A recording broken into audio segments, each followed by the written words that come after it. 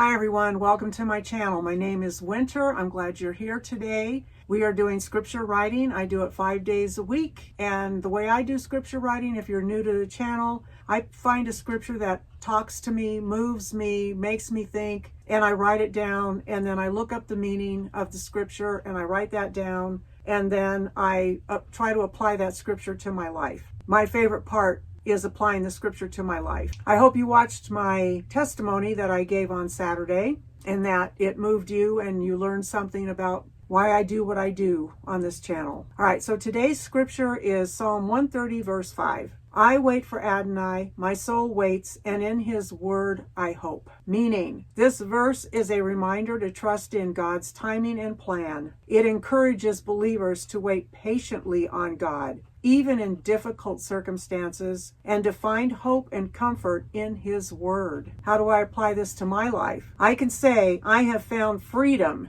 in waiting on God. It removes worry, anxiety, and a myriad of other useless emotions that crop up when I've tried to rush his timing. Not waiting on God's timing can cause believers to give up on God and try to do it our way. That always leads to disaster. How many times have you sent up a prayer and you're like, why hasn't he answered? I'm just waiting for him, and you get frustrated and you think he's not hearing your prayers and, you just think that you don't matter to God. I've had those thoughts plenty in my life. And right now in my life, I'm in a waiting situation. I have planted a lot of seeds and I'm just waiting for those seeds to either germinate or not. And I at first was impatient about it, but then I really, just reading his word and just getting closer and closer to him in my relationship with him and knowing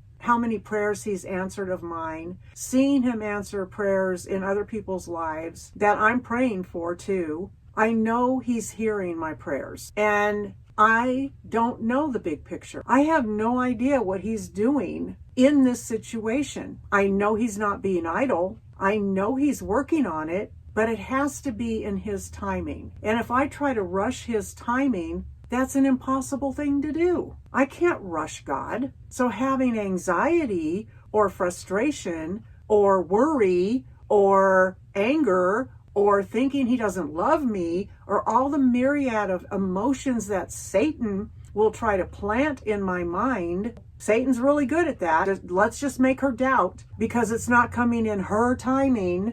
It's stupid. I realized that finally, that he's going to do what he's going to do when he's going to do it. And trying to change that is impossible. And that's trying to be in control of God and his actions. Well, we can't even control our own actions. We can't be in control of our own lives very much. And to expect that we can become God and control God and his timing is ridiculous.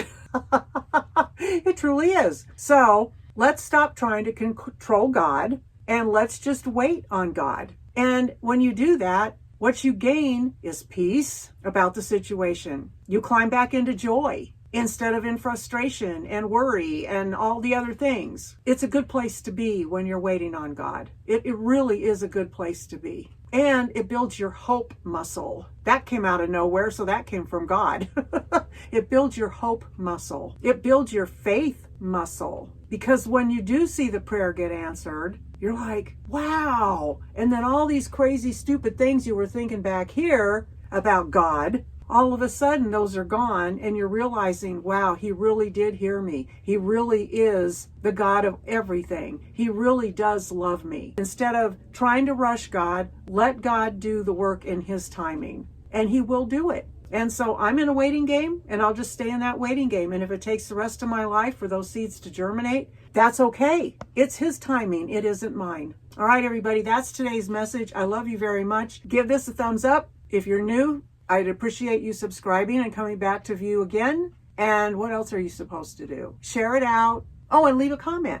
All right, everybody, I will see you tomorrow for scripture writing.